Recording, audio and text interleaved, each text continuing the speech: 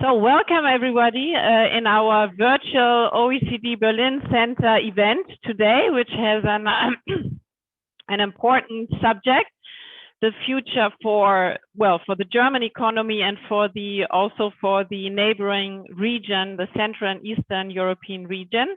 It's about the future of the automobile industry and in particular value chains in the Central and Eastern European region. And I'm very happy that we were able to assemble a panel that brings together representatives of the industry in the Central and Eastern European region. We have Zdenek Petzl of the Czech Automobile Industry Association.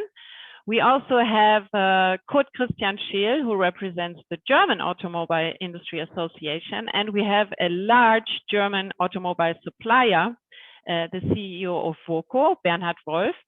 We are still waiting for Adam Nagy from the Hungarian Ministry of Innovation. But while we're doing so, we will start with our presentation that brings together the issues. My colleague Caroline Klein from Paris, she worked on a paper with her colleagues, and she will present what the OECD sees as the main issues, and then we can have a discussion about things like the current crisis, the digital transformation of the sector, but also the move to greener mobility, all of which obviously represent big challenges for the sector. Caroline, you have the words. Thank you. Good morning, everyone. Thank you for having me here today, and thank you also to the OECD Berlin Center for organizing this webinar. So my presentation will be about how the automotive sector in Central Eastern European countries has been affected by the COVID-19 pandemic, and also on the prospect of the industry in the short and medium term. So let me share my presentation. Okay, this should work. Yes. So my presentation will basically highlight the main finding of a note I prepared with Jens Roy and Gabriel Maschlika, who, like me, work at the OECD Economics Department on CEE economies. And just to give a bit the context of this work, I mean, we started to work on that issue in spring this year, when lockdown in Europe were imposed, where production of motor vehicles basically stopped. And at the time, we were quite concerned about the resilience of the supply chains and how production will be able to restart when the containment measures will be lifted. And so what we did is that we sent a questionnaire to experts in the country we covered to try to understand a bit the situation. And today, during this webinar, I would like to share the main results or main reflection on the issue. And also, hopefully, I mean, we will learn a lot from the panelists and the experts of the sector again. So just to present a bit the outline of the presentation, I will first explain why the automotive industry in Central European countries is so important. Then I will discuss our assessment of the impact of the COVID-19 crisis on the industry in this region and the medium-term prospects for car sales.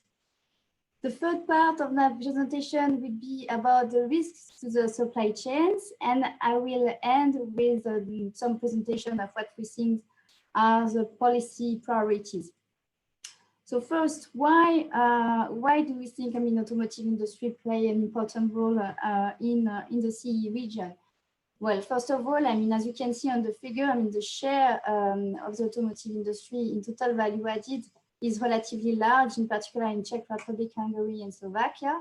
And if you take into account the contribution to value added of firms in other sectors that serve the automotive industry, then you see that the front trip of the automotive industry in the economic activity is large. It's even exceed 10% of total value added. I mean, in the three countries I mentioned before, basically Czech Republic, Hungary, and Slovakia.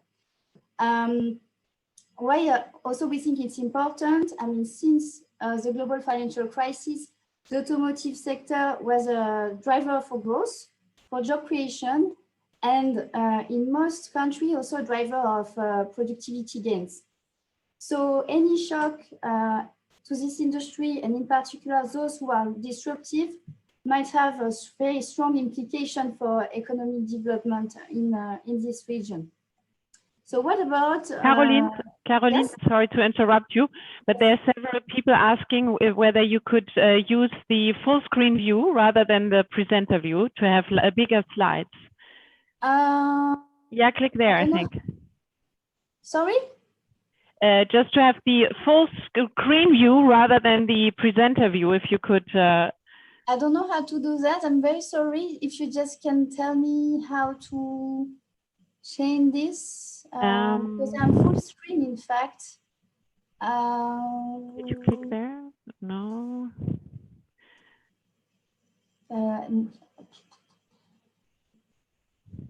Screen, I presenter view, last view. Oh. Display, go to display settings on top and set clone duplicate. People are helping. Is it better now? Yes, perfect. Very good. Okay. Sorry for the interruption. And thanks for the swarm intelligence from the audience. Thank you. Yes, so so I was asking, what about this COVID-19 shock? So what we can see on the figure is that the automobile sector was hit hard during this year, but the recovery was quite fast. So you have this V-shaped profile of production of motor vehicle with a drop, I mean, in March, April, while we had the lockdown and the sudden stop in production, and then a relatively quick recovery, and that was even faster, I mean, in CE economies, and much faster than in the EU on average. Yeah. So in terms of loss to production, I mean, we have numbers from January 2020 to September. And what we can see that the level of loss is relatively large, a bit different across country, but still lower than what is seen in the EU on average. Because this goes from minus 17% for Slovakia to minus 25% for Poland. So this is the cumulated level of production in production that you can see here. So this is substantial. So we don't have number until December, but given what I will say later, it might be something around that number, even more negative. So yes, because recently what we see, that car demand has lost momentum. In September, October, we had a stabilization in the number of car registration in Europe. And when we look at a high frequency indicator like the one that I show here on the slide, I mean, this confirms the idea that really after the sharp recovery, we really have a loss in momentum. So here we see the interest of consumer for cars, models that are produced in France, Germany, and in Central European countries. And this is estimated with Google search data. And it's very clear that in October, November, I mean, we have a decline in interest. So prospect doesn't seem to be so good, I mean, at least for the end of the year. So the question now is whether we see this slowdown to continue. And in our view, yes, this will continue. Car demand will likely remain low. And the reason is that we think that the crisis will have a long-lasting impact on the economy next year also in 2022. We see a large negative impact on consumer purchasing power and also on consumer confidence. So because car sales move in line with GDP growth and this link is relatively strong, I mean, we don't see a clear rebound in the car sales in Europe, at least. And prospects in the CE countries are largely dependent on the demand from Europe. on the development of main trading partners, and in Germany in particular. A large share, I think it's 65% of production in the motor vehicle industry is exported. And in this export, I mean, 30% going to Germany. And with a very simple model, we try to simulate what could be car sales next year. And we expect car sales to remain below pre-crisis level in Europe and in Germany. So now the question is, another question we have is whether the impact of the crisis could be different across different market segments. And if this is the case, how this can affect the countries in particular? I mean, whether this can favor manufacturers in the economies. So first, we think that we might see an increased demand for small or cheaper cars going forward because of the economic context and the loss of income of consumer in particular, and also because in past analysis we identified that the share of small cars tend to increase with downturns. And because on average car production in the CE region has a focus on mass market segment and on small cars, on average, of course, there are differences across country, then we can maybe expect that CE countries will perform better than competitors over the next 2 years. On the market segment again, what's interesting is that we see an increasing demand for electric cars. So let me show a few figures. On the left-hand side, you can see the share of cars with alternative powertrains, so mainly hybrid and electric car sales in total car sales in Europe. And you see that this share that is represented here in green has increased very fast in 2020, and we expect this to continue going forward. So the question is whether, CE countries are well positioned, to benefit from the electrification of the car fleet. This is growing demand in this segment.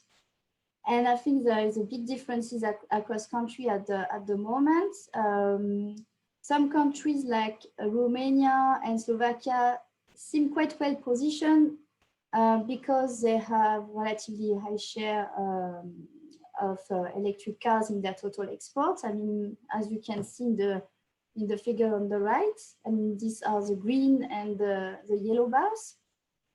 But other countries like Hungary and Poland seem to lag behind and might not benefit from this change on the market, at least in the short run. So overall, in terms of what we think are what's going forward, on the automotive sector, we see a low level of activity that will weigh on profitability and might also have an impact on the level of debt. And we think it's relatively worrisome because the industry now needs to invest to adapt to, for instance, to new environmental norms, and also to adapt to the digital transformation, both in terms of process and on product. So we see here a long-lasting impact of the COVID crisis on the sector, but more via the investment channel. So now let's move to the third part on the risk to the supply chains. So as I explained at the beginning, when we start working on this issue, we were really concerned about the resilience of the supply chain because production in the automobile sector is quite fragmented, it's very complex, very international. Suppliers are specialized, and also, the scope of the shock was huge. It affected all countries, so we were really concerned about that. But because maybe demand was relatively low, it seems that there were no major disruption to the supply chain after the lockdown. Once the economy starts to reopen, the sector basically adapted relatively quickly. So now, I mean, the major risk we see in terms of disruption to the supply chain, it would be that some specialized subcontractor might have some issues and might get bankrupted because of the low level of activity, and that car makers would have some issues replacing them because of this high level of specialization and the fact that the sector doesn't have a lot of standards in the supply chain. So another question we have as well is whether we should expect some shortening of the supply chain, whether we could see some relocation of activity, for instance, from Asia to the CE region, or maybe from the CE region to more peripheral countries with lower cost. So this is a question we have. I mean, we don't have clear answer, and I think this would be interesting to discuss later with the panelists. And I think it's all I wanted to say on the risk to the supply chain. So I can move to the discussion on the policy priorities. So how can policies help to support the recovery in the sector? We highlighted here four main policy areas that we think are quite relevant for Central and Eastern European countries. First of all, and I think it's a very important one, is to address skill shortages. I mean, it's very challenging in the CE region because of demographic issues and also because of the need to adapt to fast changing needs of the employers in terms of skills. So you need to have really robust training system. The second policy priority we have in mind is to provide liquidity support to viable firms that might be in distress because of temporary loss in demand. So to make sure that they continue operating even they have some decline in activity, at least in the short run, and also to give them the possibility to invest, to remain competitive. The third policy priority is to improve access to quality infrastructure, because this is a major factor for foreign direct investment, and what we have in mind in particular is the communication infrastructure. And finally, I mean, last but not least, I mean, support domestic firms' capacity to liaise with multinational companies, because at the moment the links are not so strong.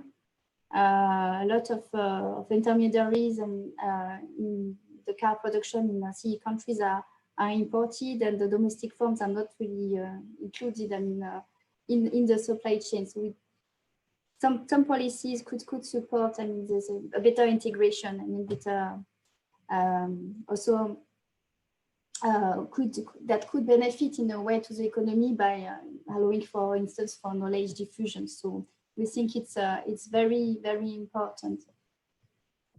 So now, yeah, this brings me basically to the end of my presentation, and maybe I would like to end by summarizing a bit the main findings and raise a question for discussion. So first, we think that fast recovery might be short-lived due mainly to low demand from Europe. Then that prospects in the CE automotive sectors mainly depend on foreign demand development, and in particular development in Germany. On the supply chain, we think that they have been resilient so far, but there is a risk of disruption related to bankruptcies of some subcontractor. And finally, because we see a low level of activity, we think that this will affect profitability, and this will undermine the needed investment in the sector. There are two questions for discussion, I think, that could be interesting for today. I mean, the first one is whether CE countries are well placed to benefit from the structural transformation of the automotive sector, and in particular on the electrification of the car fleet, and the transition to alternative powertrains, but could be also the impact on subcontractors. And the second question would be, how will the pandemic affect attractiveness of CE countries for investment?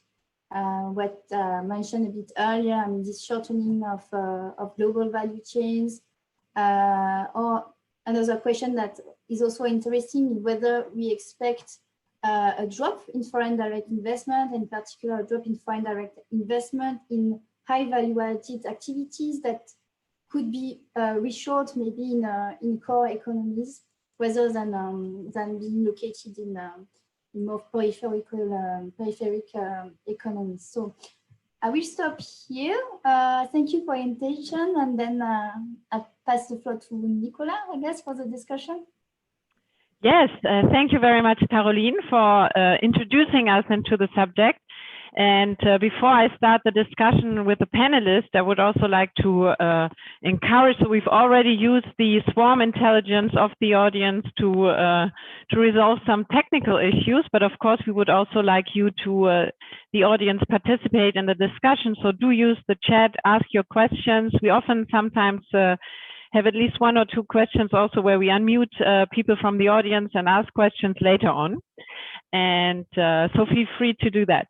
And perhaps, well, let's start with the immediate situation that we have now. So we saw very nicely how demand seems to be going down. We have a very harsh pandemic winter for all of Europe, also for the Central and Eastern European region in particular. So perhaps I'll just go around the panel and bring the two views together, Germany and the Central and Eastern European regions, and ask you, how is the car industry doing, and how do you see the immediate future? Perhaps Zdenek Petzl from the Czech automobile industry, perhaps you can start and tell us a bit about how things are present themselves in the Czech Republic at the moment. Good morning to everybody, and thank you. I'm afraid none of us has the crystal ball, so the key word here is uncertainty. The companies can really only plan for the next trimester. So the situation is quite unclear.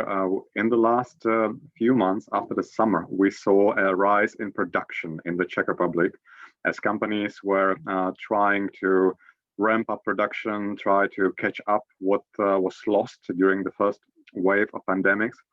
But the truth is that when we look at the numbers from November, this rise of production is dipping again. So the good news is perhaps not there. Obviously not in the view of the ongoing second wave and how many waves we will still see. So for us, the situation is unclear. If you ask me generally about production and the view for the future. So a lot of uncertainty for sure. Perhaps Adam Nagy from the Hungarian Ministry of Innovation, do you want to add a little bit from the perspective of Hungary? What do you see in the moment in terms of demand, immediate prospects for the automobile sector? Yes, thank you very much, and thank you for the presentation. I have to agree with the Czech Republic, Mr. Petzl, that we have seen a large decrease in manufacturing here in Hungary, and the bigger manufacturers were closed for 3 to 8 weeks during the summer, but they have started again after a while. So we have new numbers. We are receiving a monthly report from the Hungarian automobile companies and the Automobile Association. And we see a slight increase during November, according to the first registration of the automobiles. The numbers are the Hungarian numbers are like between January and November. The decrease was around 18-19%, which was reflected in the presentation as well.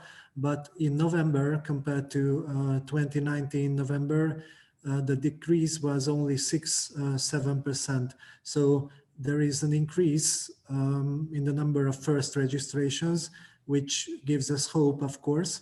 But we also see what Mr. Petzl said from the Czech Republic, that this increase in the first registration number is maybe it's just for this few months. But according to what the automobile manufacturers say, the demand is not that the risk of demand or the decrease in demand is not that high that they expected when the summer came with the closing of the manufacturing. So to briefly cover it, we have a good increase in November compared to the other months of 2020. It also means that first registration is higher than it was in 2018. So compared to 2 years back, we have higher number of cars registered by the users. So we have some hope that this increase will continue in the first months of 2021. And we also hope that the demand will not fall again, and this is what we see right now. Excellent. Thank you very much for this view from Hungary. And needless to say, the automobile industry in the Central and Eastern European regions depends a lot on what's happening in Germany. Many German car manufacturers do produce in that region. So could Christian Schill of the German Automobile Industry Association, can you tell us a little bit how you see the situation, well, from a perspective of the German industry, and what you see how that would impact the Central and Eastern European region from your point of view? Yes, thank you very much, Ms. Brandt, and ladies and gentlemen, thank you very much for inviting me for this very important discussion. And it is very important for a variety of reasons. The first being, of course, that particularly from our perspective, from the perspective of the automotive industry, there's a very strong integration of Germany with the Central and Eastern European countries. So our industry is really living the European dream, so to say, because we are producing all over Europe and worldwide. We are sourcing all over Europe and worldwide, and particularly the Central and Eastern European countries are very close to our OEMs and to our suppliers alike. We have over 300 sites, not only production, but also sales, research and development in the Central and Eastern European countries. We export over 200,000 cars from Germany in those countries, but what is much more important, nearly 1 million cars, 941,000 to be precise, have been produced in the Central and Eastern European countries by German brands in 2019. So this really shows how closely intertwined we are. There are very strong links, very strong value chains, very strong cooperation, not only with companies who have sites in Central and Eastern European countries, but also with suppliers who are based in these countries, with companies out of these countries. And it is very important to see that this is really an ecosystem working strongly together. Now, if we look at what happened this year with a perspective to the end of the year, then we have to say that we have really seen a huge downturn with regards to all economic parameters. This is the strongest crisis we have seen since World War II, more or less. If we predict year end, I mean, it's not yet year end, but we can already see the numbers quite precisely. For the full year, we expect the lowest production volume in Germany since 1975, minus 25%, 3.5 million cars approximately this year. Sales are also down quite a lot. In Central Europe, in Europe, we will see a downturn of sales of significantly over 20%, maybe 25%. And this also is really quite a lot. And even if we look to China, which after the summer has taken up strongly year on year, we see an 8% decline in sales. In the US, we see a 16% decline. So this shows that overall the crisis is still there. And if we particularly ask our suppliers, then we also see that capacity is still lacking, and there's a lot to be done with regards to capacity and employment. We maybe will come back to these perspectives later. So, what we also have done is we have asked our members, when do you see numbers, and when do you see sales, and when do you see production picking up to pre-crisis level again? And the major part of our members clearly see that pre-crisis level will not be reached before 2022, maybe significantly later. So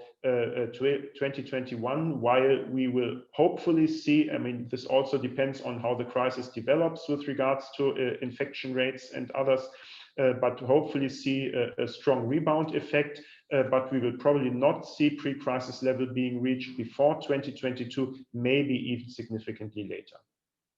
Thank you. Excellent. Thanks, Mr. Scheel. There are already, for the near term, some questions from the audience that I would like to pose to you. One was about another challenge facing well, our economies and the car industry, Brexit. So how will that affect the European car industry? Could you say something to that?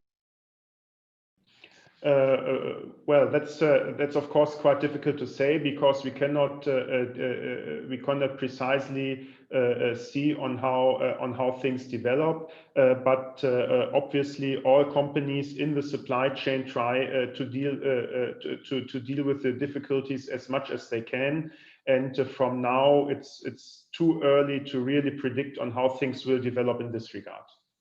Sure, we don't know whether there will be a deal after all.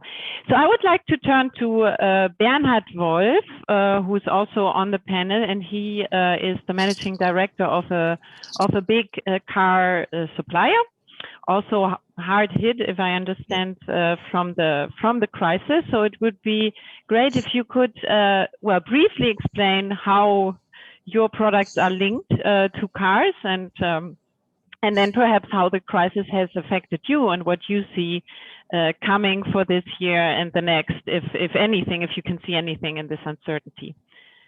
Thank you very much, Ms. Brandt. In general terms, I only can confirm what good Christian Scheel just explained. For the whole industry, we are basically in the midst of the whole industry. We are producing components for cars, which go into sealing, so special seals made from rubber. We're also producing components for combustion engines, air intake systems, all kinds of valves which help regulate the media flow, cooling agents, and so on and so forth. So we are basically hit twice in this crisis. One hit is the COVID volume drop, and the other portion is the change from combustion engines into electrical engines. Only let's say a little bit more than half of our products go into all kinds of cars. The rest is strongly linked to combustion engines.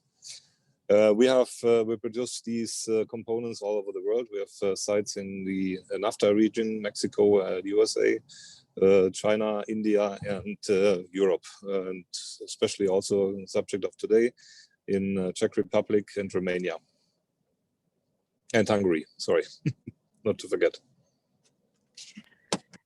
Excellent, thank you very much. So lots of uncertainty, great challenges for the sector and lots of uncertainty. I would like to pick up a question already from the audience and pose it to perhaps to Adam Nagy first. So there was a question, something we analyze also quite a bit more generally when we analyze Central and Eastern economies, the question of what could be done to better integrate local firms, smaller firms into these international value chains, to integrate them with multinationals. And so the specific question here was, is there anything that is being done by the bigger companies to help their suppliers through the crisis? And then perhaps what can you as a policymaker do to help establish these links, which we know can lift productivity and employment in the local firms?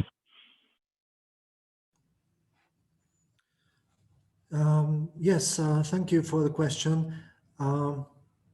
First of all, I would like to strengthen that we are talking about a problem that is not only reflected in the automotive sector, but mainly in other manufacturing sectors as well. So this is a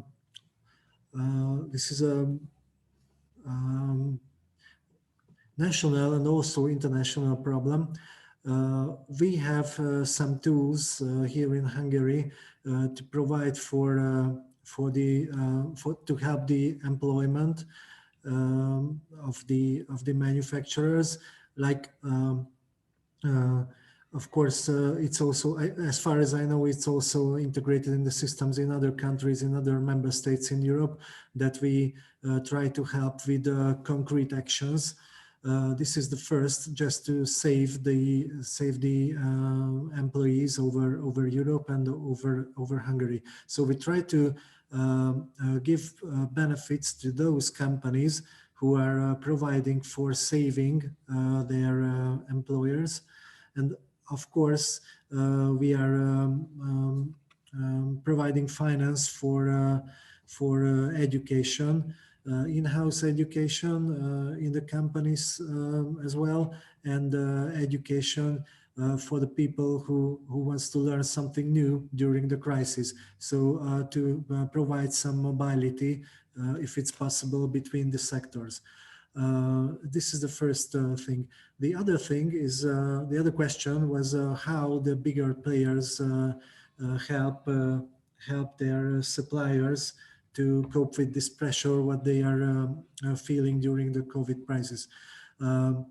We have concrete financial programs, not only and not significantly in the automotive sector, but in other sectors as well, that we try to finance building up and strengthening the supply chains. So we try to urge the bigger players to show us and tell the suppliers what do they need in terms of digitalization, what do they need of in terms of management structure in the companies, and we would like to provide finances or financing for the suppliers to develop those shortages in skills that that is shown by the bigger players. So the role of the state in this case, one of the roles of the states is to try to provide harmony between the demand of the bigger players and the knowledge and capabilities of the suppliers. So we try to contact them and we try to finance those links that will lead to develop the digitalized structures, the management structure of mainly the Hungarian companies who can be the suppliers of the bigger players, either Hungarian bigger players or international multi players here in Hungary. So the first thing is to provide financing to save the employees, sorry. And the other thing is to provide financing for the technical development of the suppliers to reach the demands of the bigger players. And also another question, if I don't follow the chat line, but in the last few minutes, but the other thing is that we are trying to invite those bigger players to Hungary who can provide for research and development centers as well. So not only manufacturing, but from the starting point of the value chain, where the great ideas turn into manufacturing, the research and development part is very important, and this will lead to I think the agreed European way of finding the way out of this pandemic crisis, to shorten the supply chains if we can. So we try to provide for the R&D activity, for the education, and for the concrete supply chain demands of the big players. Thank you very much. I think it was Zdenek Petzl, the shortening of the supply chain. So it's a big question, a question we raised in the discussion, and we had you had a bit of a different view there, right? So can you take up that question? Is that what may save the European well, from what we see here in the Czech Republic, it doesn't look like that those well-established global supply chains will be diminished in the wake of pandemics. Obviously, companies are looking for strengthening of their supply lines, looking for more alternate producers and products. But I don't think it is viable economically to lose the global links we already have. In fact, what we see that a lot of our companies who are linked in their import or export paths globally to Asia, China, were actually very successful in the wake of pandemics, as China was a few months earlier on in the pandemics, so their restart of production was much earlier, and those companies were able to profit from those. So in that sense, I do not see the end of the global value chains. What we see right now, for at least Czech Republic, but I think it's the case for all of CE, is a good news that there is a huge discussion, and in fact, in some cases of some suppliers, even concrete actions in shift of production into the CE sector. Obviously, even farther to the east than that, but CE sector being in the heart of Europe with already well-established production sites. We see that there's quite a lot of production lines being shifted here in the wake of pandemic. So in that sense, I think CE can actually profit from the current state of affairs. Excellent. Yeah, that's really an interesting question. The shortening of supply chains. Well, is it going to happen? Are there shifts? What do you see from the German automobile industry? Could Christian share? Do you see trends here?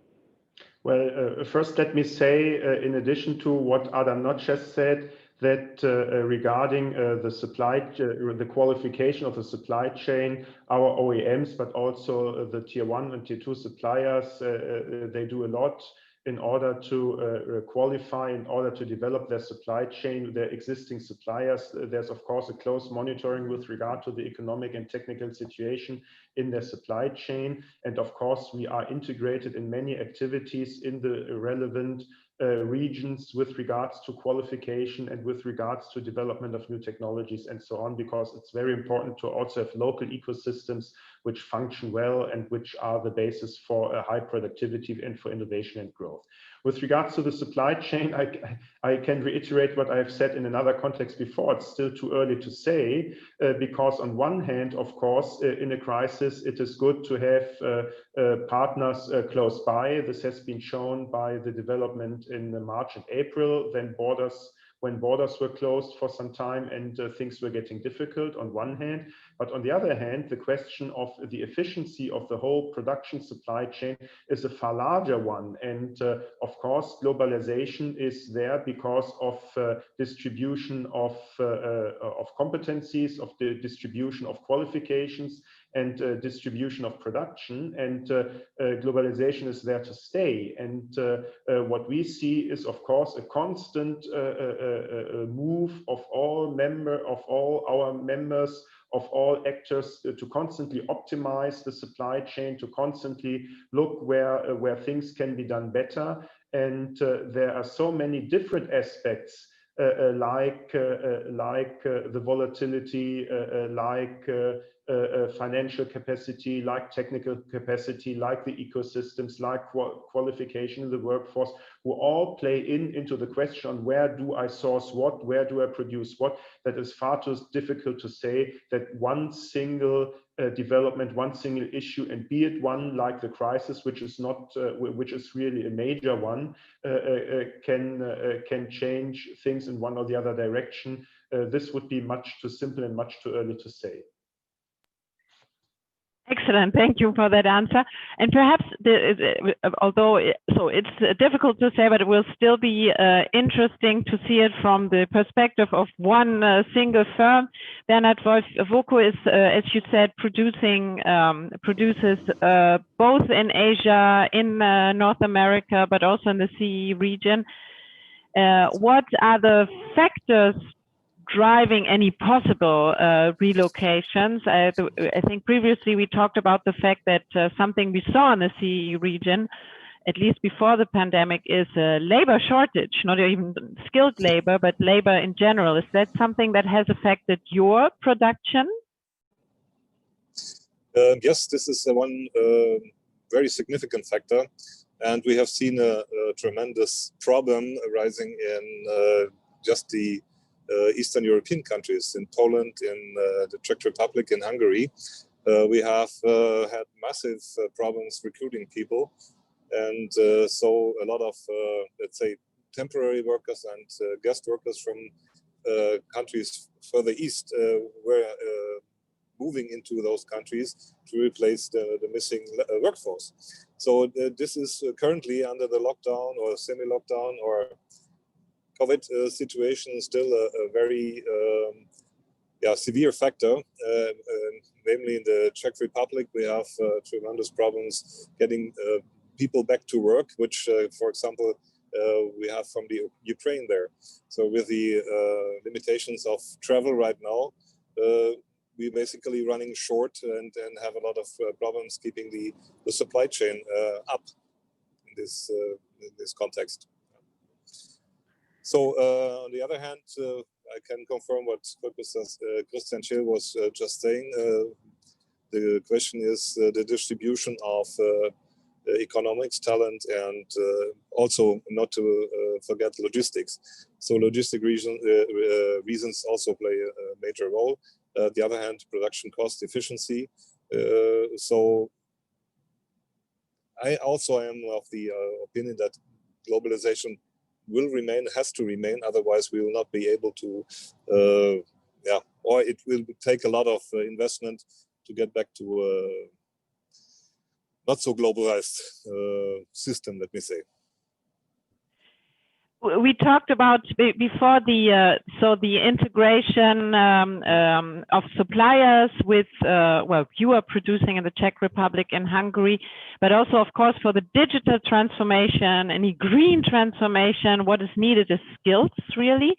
And so do you train people in those with the German apprenticeship system? Sometimes some automotive sector companies do establish it actually, even in those regions. And how do you interact with local suppliers, or do you have any local suppliers, or do you source more from other regions when you produce in that region?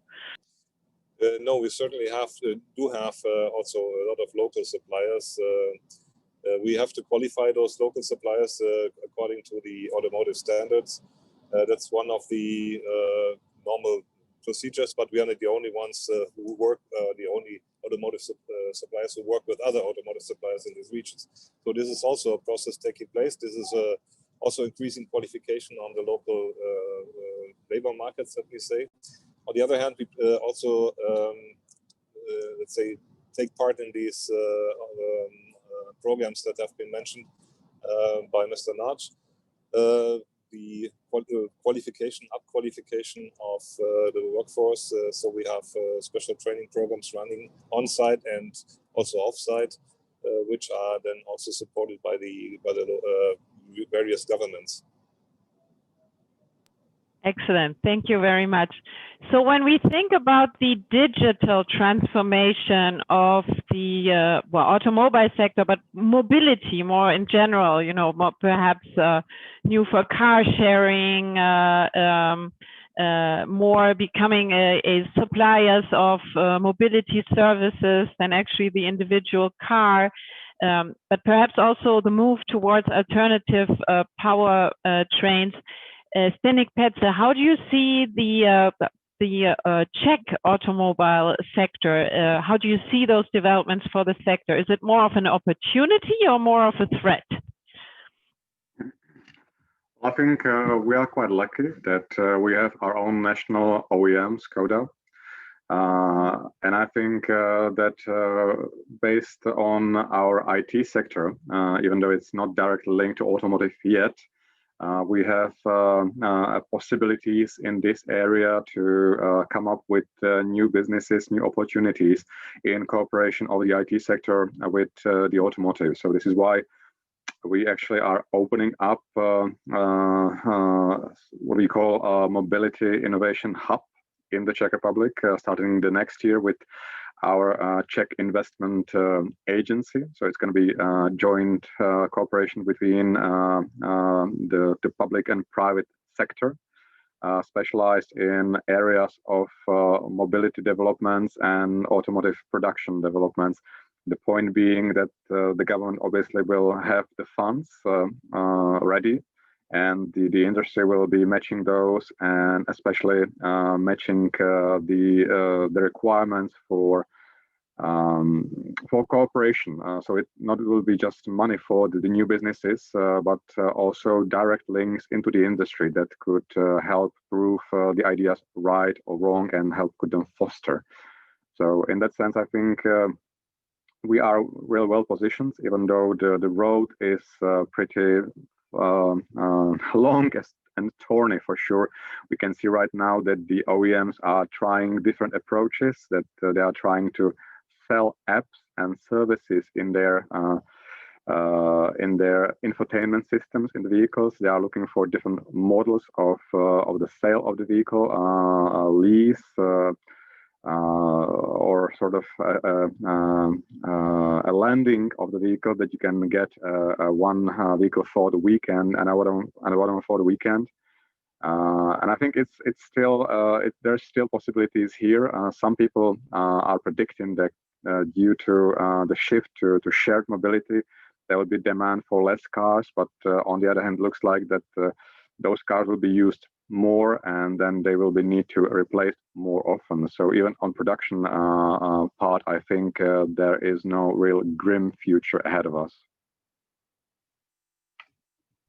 Excellent. And I will follow up with a different question, but just because Bernhard first mentioned it, in terms of supply chains. And of course, we saw the disruptions in the spring, and then everybody was going, we won't have it again, we won't close borders again. But he said how there were problems with getting Ukrainian workers into the Czech Republic. So is that something that you see across the, I'm not sure whether it's related to lockdowns or border closures, but is that something that worries you in the immediate future? I think, Nicola, you're absolutely right. This is something we saw. We as an association try to work with our companies and directly with our government, to which we have direct links. So during the lockdown, we discussed many of the related issues with pendler, so the people that are traveling across the border from Poland, from Slovakia to elsewhere into the Czech Republic for employment in the automotive. So we discussed opening of specific border crossings as the crisis was quite shaky in the spring, and we are also discussing with our government the at least time limited import of workforce from abroad, from Ukraine. We are helping our companies actually get those people. We are having links to sources for those people. And we are trying to work with our government on the regulatory state of affairs. And you were right that there was a shortage of those people because the influx was halted due to obviously COVID reasons. And as of right now, the situation is also very difficult because, as I mentioned, there was a spike in production trying to reach the levels of that were lost during the first wave of pandemics. But on the other hand, I think this spike is slowly slowing down. So there will be people on the market in the next year. both from our industry and other industries. So I think the investment and production in Czech Republic is still a very interesting and a viable option for many businesses, many suppliers. Excellent. Thank you very much. So I would pick up a very good question, I think, in the context of the transformation of the sector and changing skill needs. A question by Simona Tudor, who asked whether the sector or the countries, their training system, whether they are ready to provide the new skills that are needed for the transformation to electric powertrains, or also the digitalization. And perhaps I'd like to ask you, Caroline, because you have the bird's eye views a little bit of training systems in the region. How does the OECD see this? What are their needs to strengthen the system, or are the systems ready to absorb these changes and provide these new skills? Yes, I think I cannot tell really for the automobile sector in particular, because we know that car manufacturers propose training on site and are really particular. I mean, they also have their own schools, right? So, but more in general, what we see in this region is that there is a need to develop work-based learning. And it's a bit difficult, I mean, to develop this because reaching out firms and integrating, I mean, in the design of the curricula, and also make sure, I mean, that provide quality training that can be then certified later is quite of a challenge. So I think it's an issue that it's a bit everywhere except maybe in Germany and Austria, but I think it's particularly important in the CE region. Excellent, thank you. And perhaps I can ask Kurt Christian Schill to follow up there, because so really in our analyses at the OECD, this German apprenticeship systems, the strong links between employers and schools, but also sometimes employers and universities to innovate are often mentioned, and other countries look at it and try to apply it. So do you have information about this from your members? What do they say? How does this work to try and apply the system in that particular region? And perhaps what could these regions do to enable this a little bit more, the spreading of the good practices here? Yes, this is a very good and very important question, Nicola, because it is, of course, very important for all companies, for all our members who act globally, to do two things. First, to have some kind of a horizontal,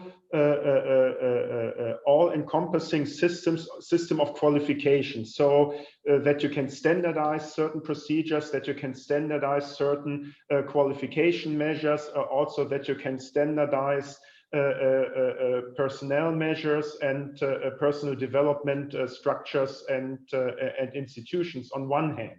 On the other hand, it is of course very clear that if you look in the various countries in Europe and even also worldwide, that the situation with regards to school qualification, to vocational qualification, to university qualification is very, very difficult. Different, we of course companies have to take account of these differences. So there's a multitude of models within companies on how to cooperate on a local level with institutions which involve in the qualification of personnel on a vocational level, but also on a university level, even to cooperate with schools. And there are cooperation projects of some of our members with governments and with regions in some member states in Europe, in Central East European countries, in Southern European countries, where we try to support and where we try to share best practices with regard, for example, for the dual education system, which we have learned to know in Germany, but also taking up, of course, local needs and local specificalities in order to have the ability to qualify our associates and to really have a system which makes the qualification and which makes the employability of our associates comparable, which is very important to all of us. And we are very grateful that particularly in Europe, but also worldwide, many governments, many local authorities, and many educational institutions are taking up these initiatives. And so we have a very good feeling that these ecosystems really work. And in the Central and Eastern European countries, I look to Zdenek, but also to other Nagy and to colleagues from the other Central and Eastern European countries.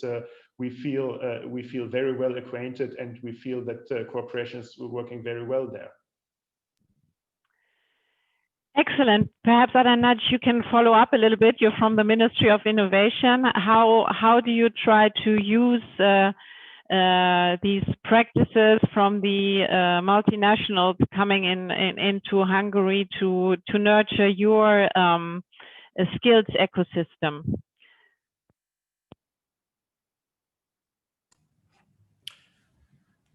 Yes, what Mr. Shea said, it's how to say it, it's very common now in Hungary that we have four OEMs, mainly German OEMs we have here, and they have initialized the dual systems here in Hungary. Some of them are operating at the kindergarten level as well. Not only university and vocational training level, but at the age of 4 or 5, the kids are trained around the global manufacturers here in Hungary. So yes, the dual education system is one of the solutions of this problem, and we are trying to urge this at the other companies and the other sectors that both on high school level and vocational training level, the qualifications must be led by the demand of the manufacturers. So I think it's a European level or global change in the system that 10 or 20 years ago or in the last century, the training systems were established in a way that they dictated the tempo and they offered some qualified person after they graduated from the school. And now it's healthy that this system has turned upside down and the demand comes first. Of course, the global leaders, the manufacturers know better than the vocational system itself who they will need 5 and 10 years later in the market. And this is leading to other questions in the chat room that we also has to be aware of and we have to somehow plan exactly what kind of skills and what type of qualified people will be needed for those kind of demands that the digital transformation dictates in every sector, not only in automotive sector, but automotive sector is always a leader. So of course we have to follow, I think we have to follow and follow the advices and the practices of the bigger manufacturers. Here in Hungary we have four OEMs and they are providing it. So they are using dual systems, they are using digital systems, and we have some possibilities from the state, in the state's hand, how we can help people and supplier companies get to know to these technologies. And we have systems, how do they get closer to being able to take part in the dual system as well. Excellent. Thank you very much. We're already a bit past our time, but I would, I would just like to have one little round going a little bit deeper into the green transformation of the sector. So there were questions from the audience on how you see, perhaps that's a question for you, Kurt Christian, how you see as car manufacturers are distributing their production across different countries, how do you see prospects for the CE region to attract electric car models? And perhaps related to that, if I understand correctly, electric car production requires less labor than combustion engine car production. So do you see a decline in car manufacturing employment across Europe or across the world, or are there other opportunities that the Europe in general, but also the Central Eastern European region might pick up that is related to these new types of cars? Yes, this is a very good question, which will of course move the industry in the years to come, because what we see and what we have to face is the huge challenge of the dual transformation. First, with regards to climate change, so new and alternative powertrains, but also alternative fuels. On one side, and on the other side, we see the huge transformation driven by digitization and connectivity, going up to higher level of automated driving, of connected driving, of maybe shared models of mobility, and all this taken together, of course, is a huge transformation. And it is, of course, true that it is less complex to produce an electrified car, particularly if it is a full battery electric car. It's not so true for the plug-in hybrids. This affects, of course, the whole value chain. Maybe the suppliers and the smaller suppliers who are sometimes very specialized on certain components are even more affected than the OEMs themselves. And of course, this huge transformation has to be managed overall and has to be taken up by the ecosystems in the regions, in the countries, in order to move from here to there to a situation where we have maybe not as many associates in the production of parts and cars, but looking in the broader sense at mobility, to look at services, to look at new business models, to look at probably new elements of the value chains in order to compensate for that. And this is happening globally, this is happening regionally, so it is probably not possible to say whether this will affect some regions in Europe or worldwide more than others. But this is a challenge where every OEM and every supplier has to develop, and most of them have developed their own strategies in order to cope with this dual transformation on where to put the focus with regards to alternative powertrains, regarding the challenge of climate change, which is of course a very strong one, but also digitization and connectivity. And if we look at the numbers from November, in Germany alone, we have seen in November 20% of new cars were already electrified, so battery electric vehicles or plug-in hybrid vehicles. So this shows that things go fast. And this, of course, makes the challenge even more compelling. And we need many formats to talk also to our social partners, to local governments, to regional governments, up to the European level, in order to be able to cope with these huge challenges. Excellent. Thank you very much. And regarding this transformation, of course, we talked about electric cars, but there are also sometimes we talk about how one would have to be, policies would have to be more technology neutral, although what that means is not always clear.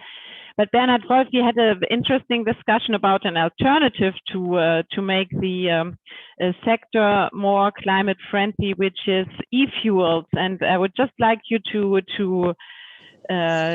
share your thoughts on this possibility. Do we have the right framework conditions for that? Could it be an alternative or a complement? Well, this is a very political question. So. Well, my personal view is, yes, we should be more technology open. The restrictions we face right now in regards to using alternative fuels, so-called CO2 neutral fuels, is that the current regulation just takes into account tank to wheel or not well to wheel. So the CO2 let me say, avoidance potential by using other fuels, CO2 neutrally produced fuels is given away, and in respect of the persistent fleet that we have on the world, means we have 1.4 billion cars running around on the world.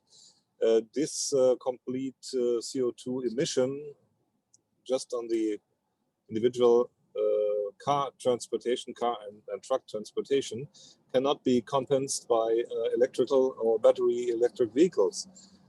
So we have to find solutions for that too in the near future. Otherwise, we'll be looking at years over years of burning other fuels and not taking into account this potential. Excellent, thanks. So we are 10 minutes past our time, but I do want to take the opportunity to ask both Zdenek and Adam Nagy how they see the framework conditions for greening the sector. Do we have this right framework conditions from the policy side? Are there different opportunities with different technologies? How do you see this challenge? Perhaps Zdenek first? I think there is quite a lot of emotion in this debate of going towards green, climate neutral.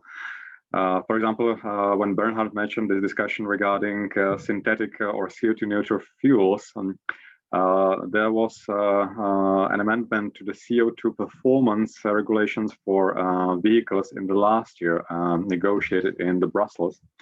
And we try to open up this topic of synthetic fuels within the legislation, because in fact the legislation as it stands right now, it does not suggest or actually proposes really that type of fuels as a good option for the manufacturers. It's really only towards the electromobility and hydrogen these days. So I mean, we need to be frank about it. When those discussions are on the table, I think there's quite a lot of emotions on the table as well, and we need more strict impact assessments by the Commission, what it's going to do for the industry.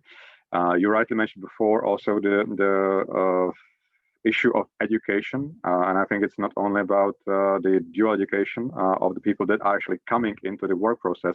Right now, we need to focus on this reskilling, upskilling of the people that are in the industry already, because the new requirements are coming in. The knowledge of batteries, the chemistry, the high voltage electricity, this is something that we are missing, and there will be much more also towards the IT industry. So this is where we really need to focus our attention, because the changes are going really, really fast. Excellent. Thank you very much. And perhaps one last word to this before we close, to Adam Nagy, by Adam Nagy from the Hungarian Ministry of Innovation. So you have the innovation in your hands. Are there the right framework conditions for the move towards a greener automobile industry, in your view?